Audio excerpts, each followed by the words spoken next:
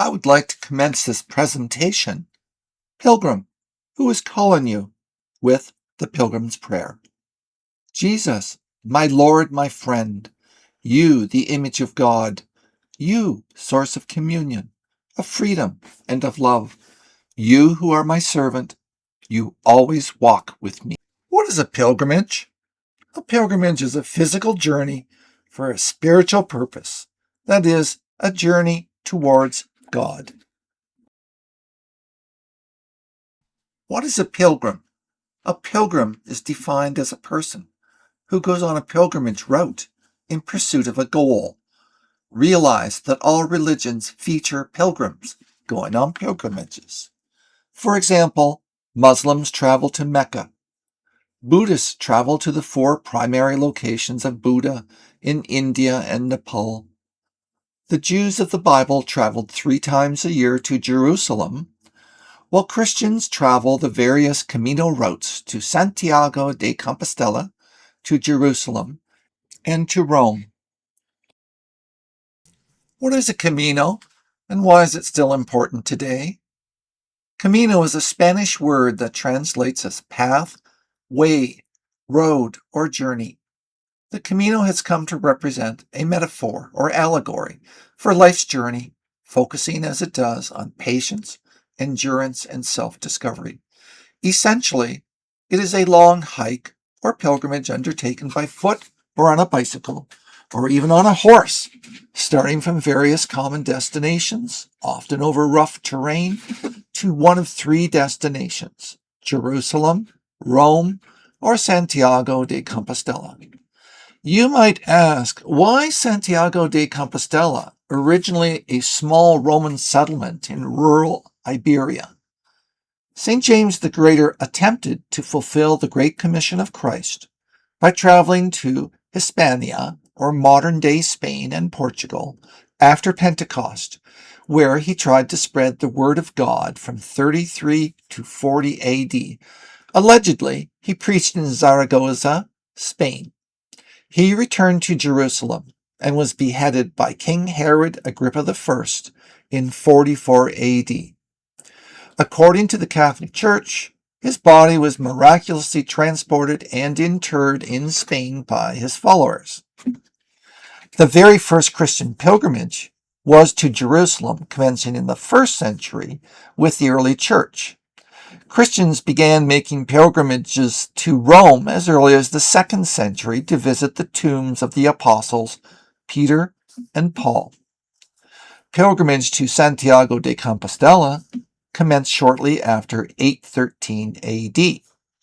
The Camino de Santiago, or Way of St. James, is not one single trail, but a vast network of ancient pilgrimage routes stretching across Europe and North Africa, all leading to the shrine of St. James in Santiago de Compostela in northwest Spain. Although most pilgrims will only talk about the Camino Frances, as this map illustrates, there are many less popular Camino routes, such as the Camino Portuguese, the Via Plata, El Camino, the English Way, etc., etc.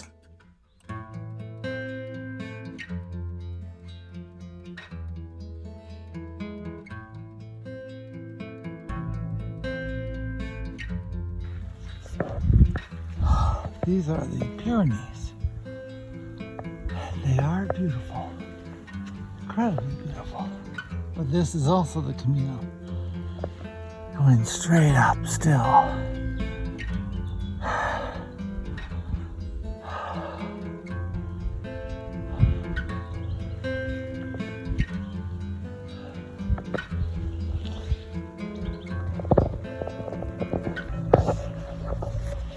And here come the sheep up the road.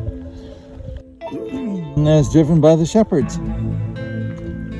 And there's a little nipper at the side to prevent them from wandering too far, these sheep. Here we see Basque shepherds moving their sheep to a new pasture. The men will be picked up by a van after the sheep have arrived at their new pasturage.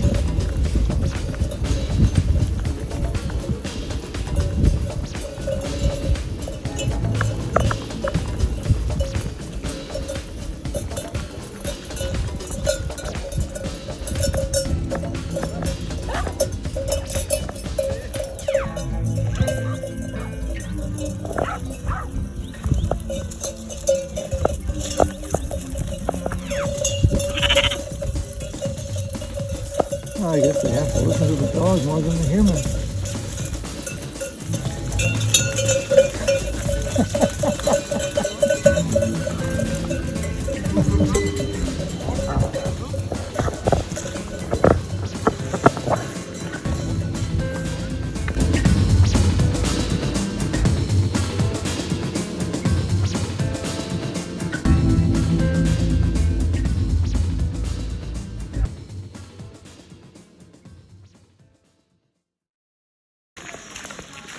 I'm following a group of high school students.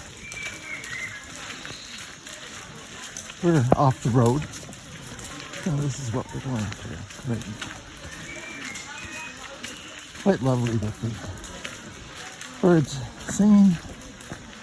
There's not a lot of rain, just a bit. It's quite pleasant.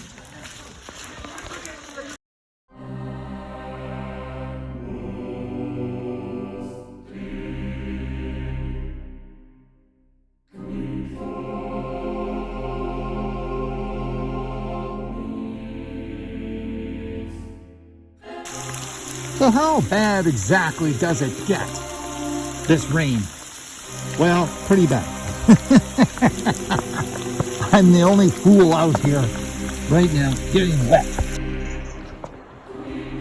We are starting to climb again. And this is what the trail looks like. Somewhat rough in places, especially if you're dragging a cart behind you. Which most of us don't. It's not easy to see. Not the easiest path to go down.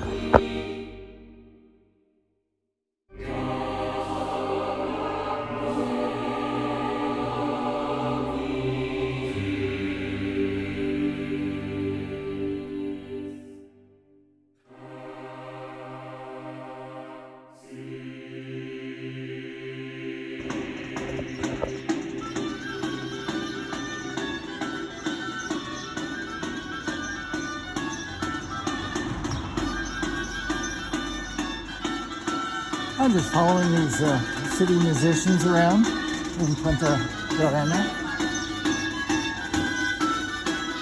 Why? Because I have nothing better to do.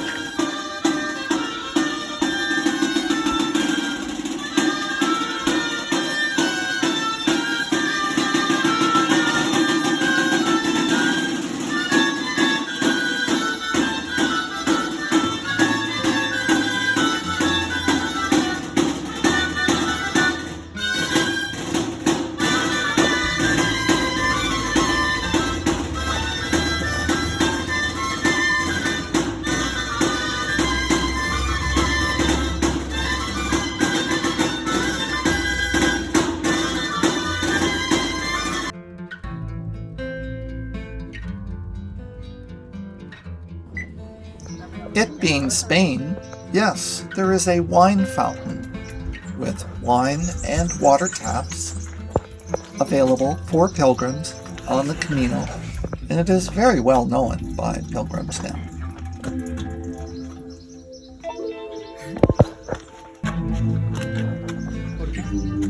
Está guachinado.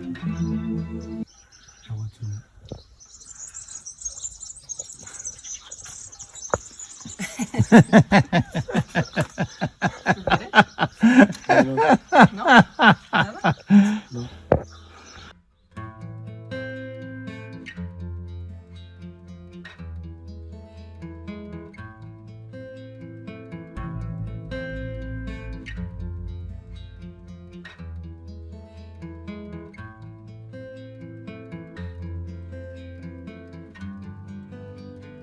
It only looks easier by bicycle. I gave him bandages, as his legs were quite bloody from running into bushes.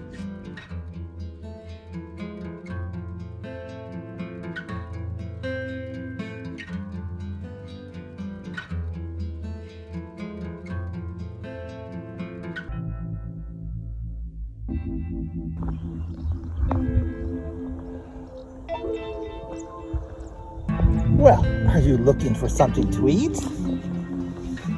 No kidding. Well, there's nothing to eat here. This pilgrim doesn't make very good eating. Not at all.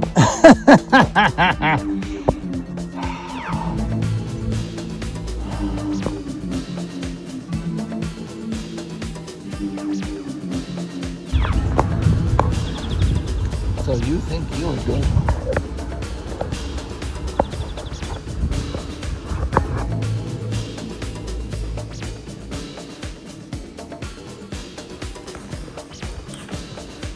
Yesterday was very warm and also very sunny. And for some strange reason, I started feeling like I was going to get sunstroke. So this morning is cool. Hopefully there'll be some clouds.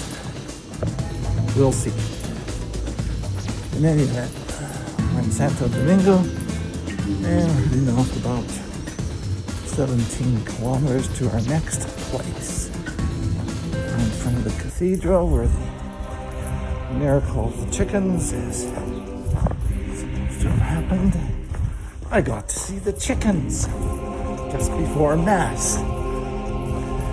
No, they don't run around inside the cathedral. No.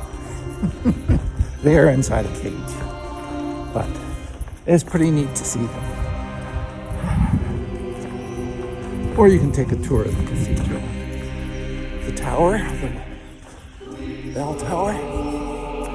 We're in the plaza in front of the cathedral right now.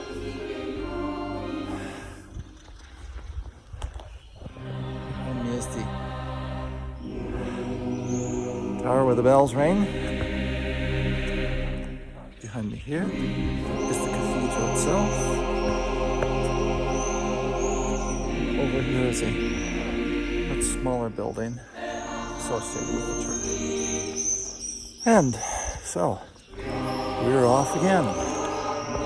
Well, there's nobody out there, which tells me it's still siesta time. Siesta is a thing here in Spain. And if you don't see any pilgrims outside, then you can almost count on it's siesta time. And they're not serving until it's a little bit cooler. And it will cool. But right now, it's rather hot, even though there's clouds in the sky. Or at least hot for me. Maybe not for other people. But certainly for me, it's not the coolest. I'm so glad there's a bit of a breeze. I hope there's a drinking water fountain ahead.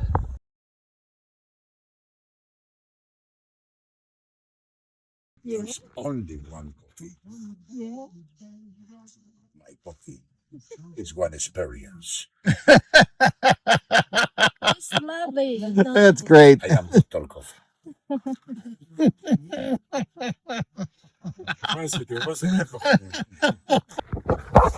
Now approaching the Cruz de Atapuerca.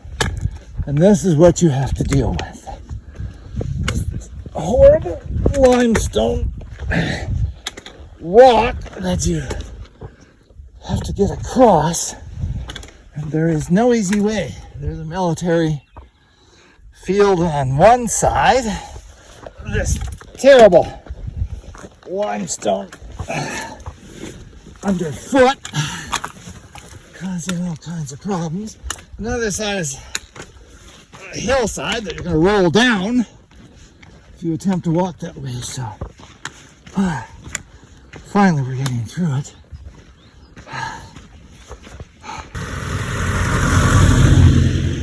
You get a variety of tour groups doing the Camino. Here's one right now.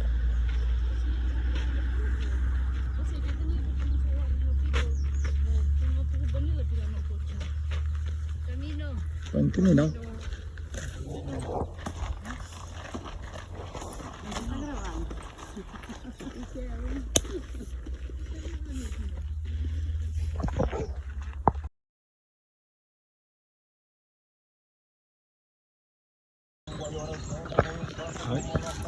Hello. Guess who we're going to meet this morning? One of the locals is enjoying themselves.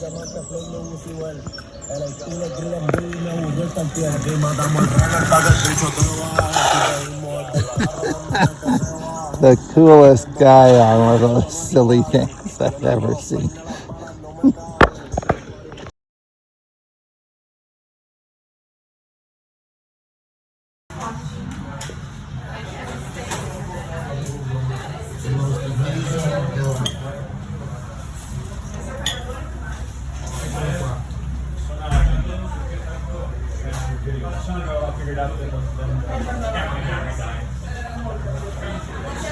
He's the most amazing pilgrim. He is. Sì, che è molto bello vederti bere così.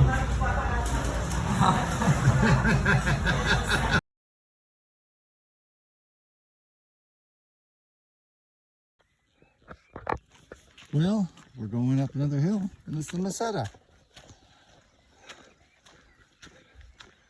Now, it's a very gentle incline, but it's still a hill.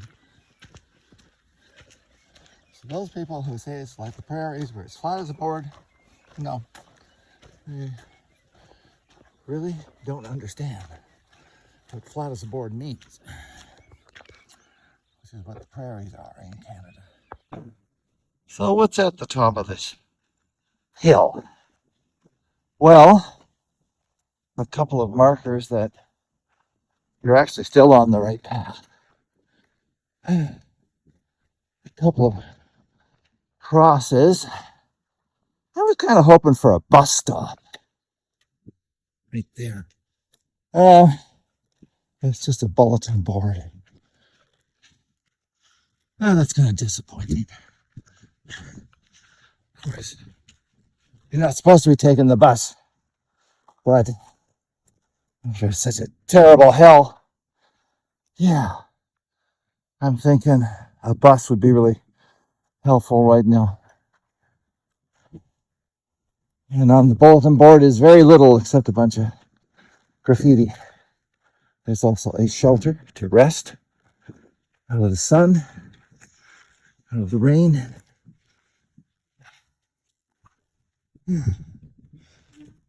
Hola. There's a cross in the middle of a field.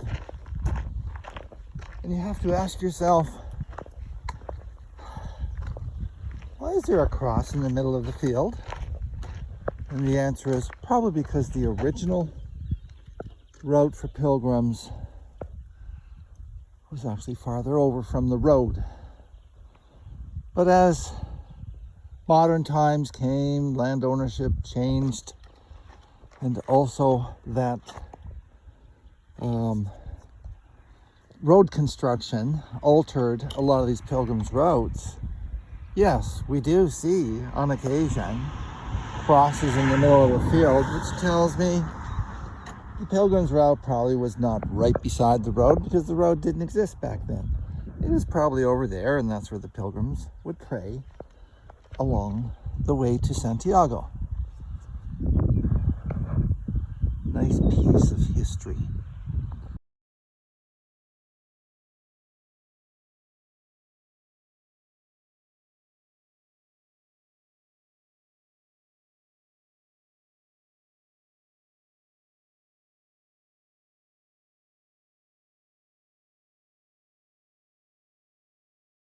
Not every pilgrim makes it. A memorial to fallen pilgrims.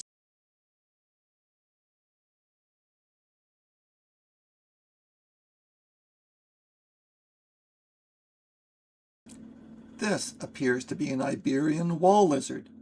Totally harmless.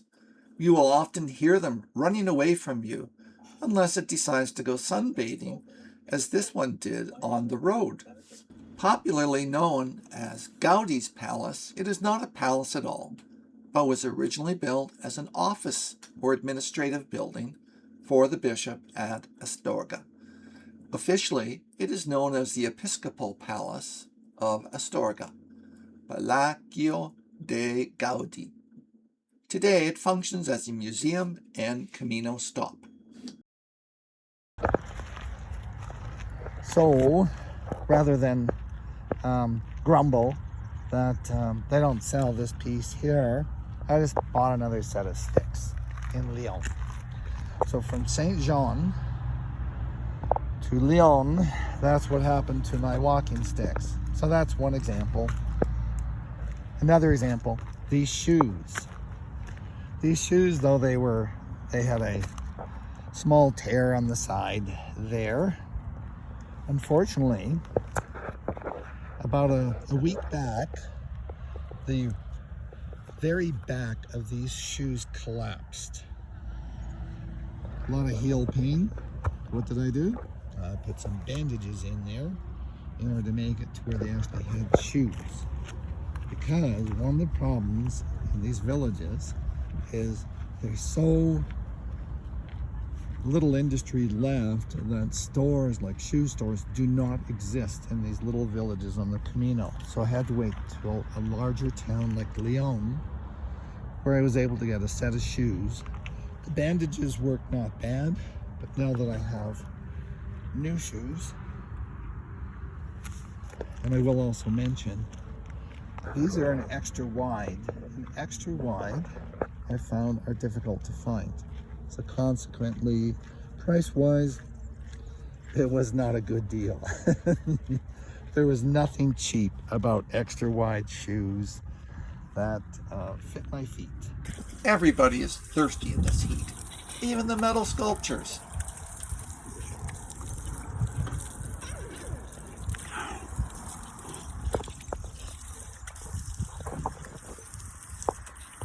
Everybody's thirsty.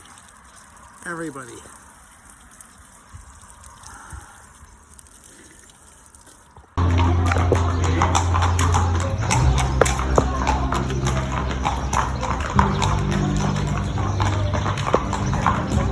They're on their way to Santiago.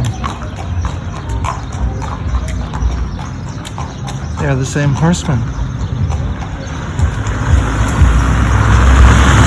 that I saw earlier. They are going to Santiago de Compostela on horseback.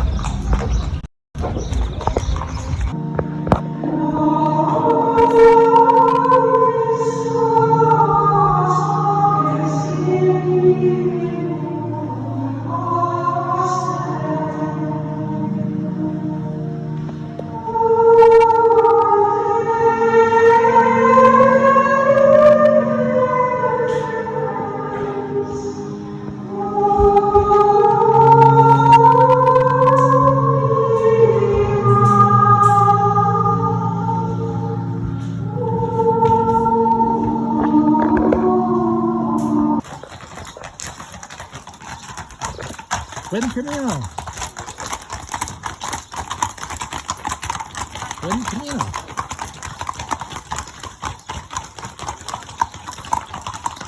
Buen camino. A whole bunch of horses.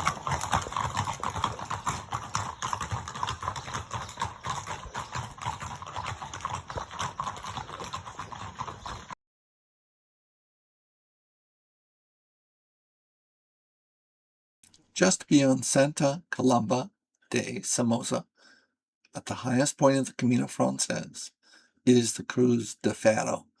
Tradition dictates you take a stone from home and leave it at the foot of the cross.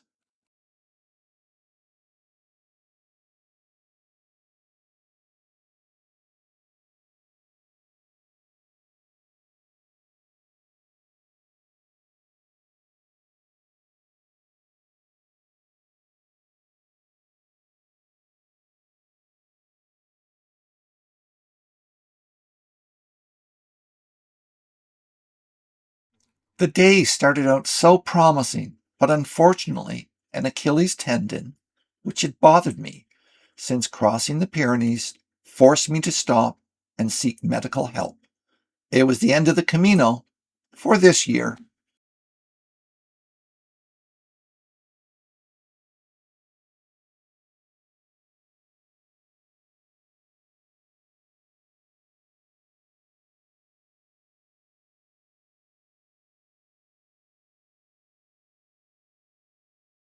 For those who are wondering, yes, The horses made it to the cathedral. I doubt they were invited into the pilgrim's mass. I always wonder where they get stabled in Santiago.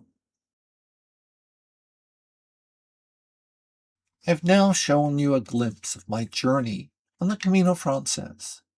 I would like to end with a poem written on a wall I saw along the way. Pilgrim, who is calling you? Poema del Camino by Eugenio Garibay Baños.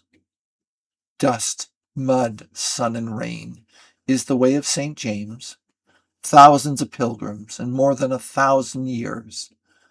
Pilgrim, who calls you? What hidden force draws you? It is not the path of the stars, nor the great cathedrals. It is not the bravery of Navarra, nor the wine of La Rioja, nor the seafood of Galicia, nor the fields of Castile. Pilgrim, who calls you? What hidden force attracts you? It is not the people along the way, nor the rural customs. It is not the history and culture, nor the rooster of La Calzada, nor Gaudi's palace, nor the castle of Ponferrada. I see everything as I pass by, and it is a joy to see it all. But the voice that calls me, I feel much more deeply. The force that pushes me, the force that attracts me, I cannot explain it myself. Only the one above knows. I walked the Camino Portuguese in 2024 and arrived at the cathedral on May 23rd, 2024. I also started the Camino Frances in 2025, but had to stop in Villafranca del Bierzo on account of an inflamed and painful Achilles tendon. I will complete the missing 185 kilometers in 2026. Many well-meaning people along the way will ask you why you walk, what the Camino means to you. I am not a Catholic and do not understand the insistence on visiting relics. I enjoy Catholic churches. They are marvelous places to pray and contemplate God along the way. There is no why for me. There is only gratitude. In 2018, I survived stage 4 cancer, but was confined to a wheelchair for several months. Eventually, I recovered, and so I walk in gratitude. For me, every step on the Camino is a gift from God.